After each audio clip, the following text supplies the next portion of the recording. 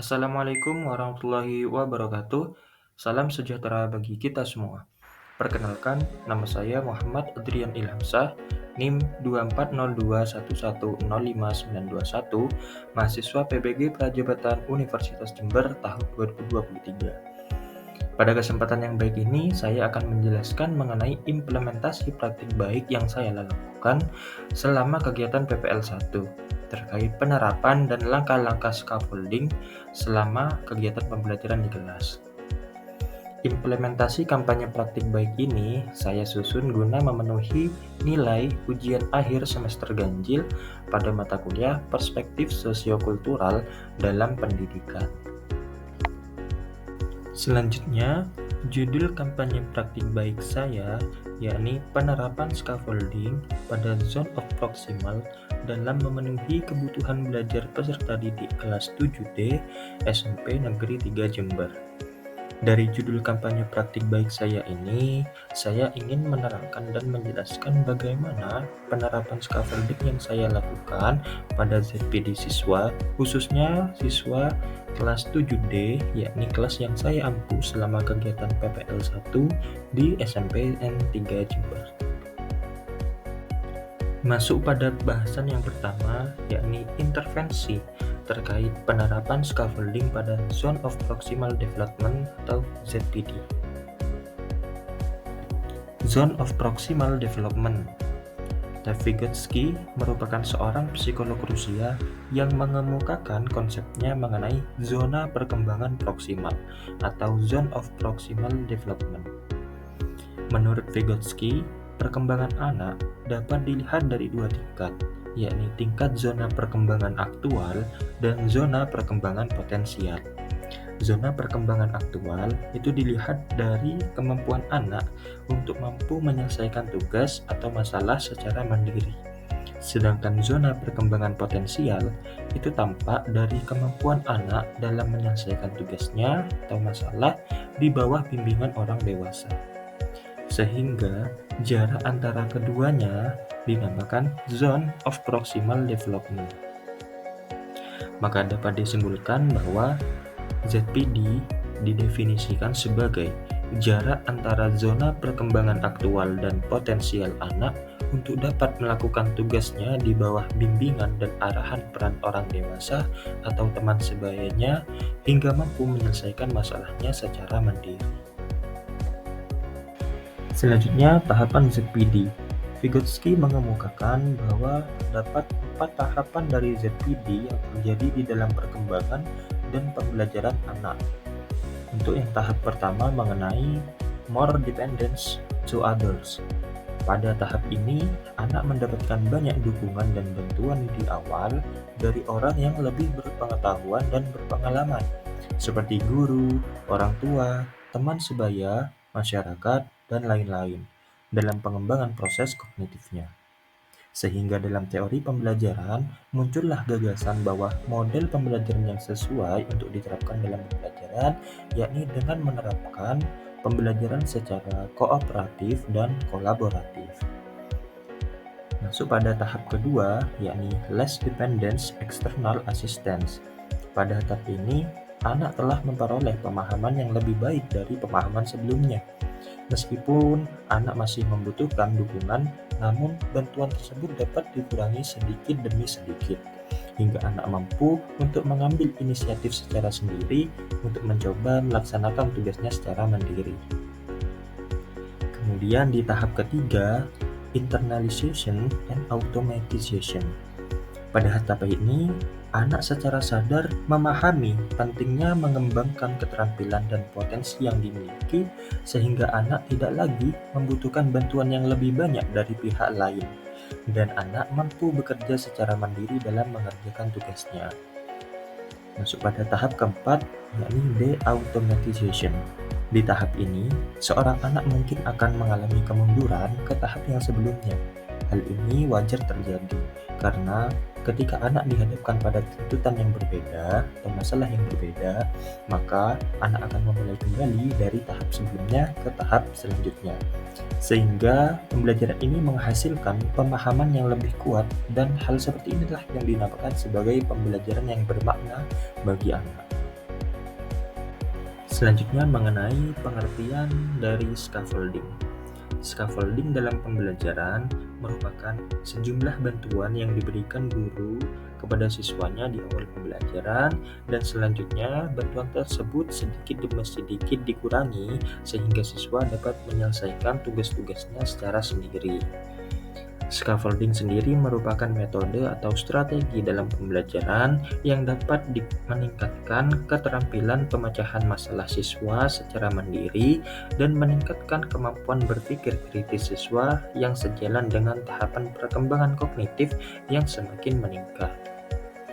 Kemudian untuk penerapan pembelajaran scaffolding pada ZPD itu sendiri, dalam kegiatan pembelajaran yang saya lakukan di kelas 7D SMP Negeri 3 Jember pada mata pelajaran matematika, yakni materi perbandingan senilai, dengan menggunakan model pembelajaran problem-based learning secara kooperatif. Selanjutnya mengenai aktivitas dalam penerapan scaffolding yang saya lakukan dalam pembelajaran. Untuk yang pertama, yakni saya memberikan asesmen awal kepada peserta didik. Pada awal sebelum pembelajaran dimulai, guru memberikan asesmen diagnostik kognitif dan non-kognitif. Dengan ini, saya memberikan kuesioner kepada siswa melalui link di form. Kemudian siswa diminta untuk mengisi sesuai dengan karakteristik dan kepribadian siswa itu tersendiri, sehingga saya nanti akan mengetahui kemampuan awal siswa hingga saya dapat mengelompokkan siswa sesuai dengan kemampuan belajar mereka. Langkah selanjutnya yang saya lakukan adalah dengan mengelompokkan siswa. Setelah menganalisis hasil asesmen awal peserta didik tersebut, pada saat pembelajaran berlangsung, guru mengelompokkan siswa sesuai ZPD berdasarkan tingkat kemampuan belajar siswa yang terdiri dari kelompok dengan kemampuan awal yang tinggi, sedang, dan rendah. Dengan ini bertujuan agar setiap siswa mampu memaksimalkan kemampuan belajarnya sesuai dengan kebutuhan mereka. Langkah selanjutnya yakni dengan guru memberikan asesmen formatif. Guru membagikan LKPD yang harus dikerjakan siswa secara bekerja sama dan mengerjakan tugas atau latihan soal yang dikerjakan secara mandiri. Hal tersebut telah sesuai dengan konsep ZPD di mana guru memberikan permasalahan yang berkaitan dengan perbandingan senilai yang harus diselesaikan pada LKPD tersebut sesuai dengan kelompok belajar masing-masing. Peran guru di sini adalah memantau seluruh proses kegiatan agar pembelajaran dapat berjalan dengan baik dan lancar. Kemudian pada saat diskusi kelompok berlangsung, di sini guru menerapkan strategi scaffolding. Guru melakukan pengamatan dan memastikan bahwa tiap kelompok mampu bekerja dengan maksimal. Oleh karena itu, peran guru yakni memberikan bantuan atau scaffolding yang tepat dan sesuai porsi untuk tiap kelompoknya.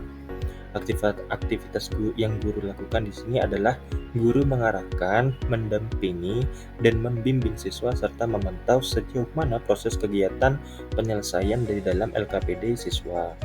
Apabila siswa terlihat menemukan kesulitan dalam pengerjaannya, peserta didik dapat bertanya kepada guru atau teman sejawat yang lebih menguasai maksud dan tujuan materi.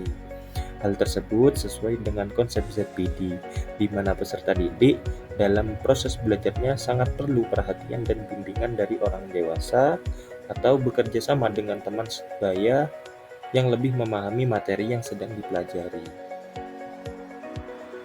Langkah terakhir yakni pada tahap evaluasi pembelajaran.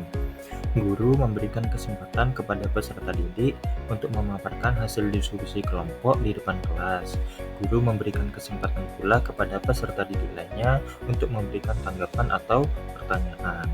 Di akhir pembelajaran, guru memberikan apresiasi terhadap partisipasi semua siswa dan melakukan kegiatan refleksi bersama siswa terkait materi perbandingan senilai yang telah dipelajari.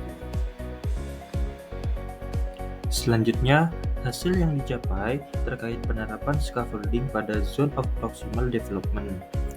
Yang pertama, Penerapan strategi scaffolding sangat tepat dan sesuai pada pembelajaran secara kooperatif dan kolaboratif. Dengan saya menerapkan scaffolding, maka pembelajaran akan lebih terpusat pada siswa. Dengan menggunakan pembelajaran kooperatif dan kolaboratif, mendukung pendekatan pembelajaran yang lebih inklusif, di mana setiap siswa akan dapat aktif dalam berkontribusi dalam proses belajarnya. Yang kedua, pembelajaran secara kooperatif dan pemberian scaffolding dapat menjalin interaksi sosial yang baik dalam pembelajaran. Proses scaffolding mendorong interaksi sosial yang baik antara guru dan siswa, serta antar sesama siswa. Komunikasi yang terjadi selama proses pembelajaran dapat membangun hubungan yang positif dan meningkatkan rasa saling percaya. Yang ketiga, setelah dilakukan penerapan scaffolding pada pembelajaran, peserta didik dapat lebih termotivasi dan senang dalam mengikuti pembelajaran. Hal ini dikarenakan bahwa ketika peserta didik mendapatkan dukungan yang sesuai dan berhasil mengatasi tugas atau konsep yang sulit, maka timbullah rasa percaya diri dalam diri mereka yang terus meningkat. Rasa percaya diri tersebut dapat meningkatkan motivasi dan minat dalam belajarnya, sehingga siswa akan lebih senang dalam mengikuti pembelajaran. Kemudian, selain itu, penerapan scaffolding dapat melibatkan peserta didik secara aktif dalam pembelajaran dan merangsang keterampilan berpikir kritis mereka. Dengan pemberian tugas berbasis proyek, memungkinkan peserta didik untuk menerapkan pengetahuan mereka ke dalam konteks yang nyata. Hal ini merangsang pemikiran kritis dan keterlibatan aktif peserta didik dalam memecahkan masalah atau menciptakan sesuatu dengan menggunakan konsep yang telah dipelajari. Selanjutnya, pembelajaran dan replikasi terkait penerapan scaffolding pada ZPD. Di sini penulis mereplikasikan pembelajaran pada praktik pembelajaran terbimbing Siklus 2 PPL 1 di kelas 7D SMP Negeri 3 Jember. Dengan penerapan pembelajaran ini, harapannya kemampuan siswa diharapkan mampu untuk berkembang secara optimal hingga tercapainya tujuan pembelajaran. Terdapat 3 kesimpulan yang telah kita pelajari pada kesempatan kali ini, yakni yang pertama bahwa penerapan scaffolding dapat memenuhi kebutuhan siswa dengan belajar. Kemudian, peran guru adalah sebagai motivator dan fasilitator dalam pembelajaran yang dapat membantu siswa untuk mencapai zona perkembangan aktualnya. Yang ketiga adalah pembelajaran kooperatif dan kolaboratif itu dapat mengembangkan kemampuan dan keterampilan yang dibutuhkan di abad 21 ini. Sekian penjelasan saya mengenai kampanye praktik baik yang telah saya lakukan terkait penerapan scaffolding pada zone of proximal dalam memenuhi kebutuhan belajar peserta didik kelas 7D SMP Negeri 3 Jember. Semoga dapat bermanfaat bagi kita semua. Terima kasih atas perhatiannya. Kurang lebihnya mohon maaf. Wassalamualaikum warahmatullahi wabarakatuh.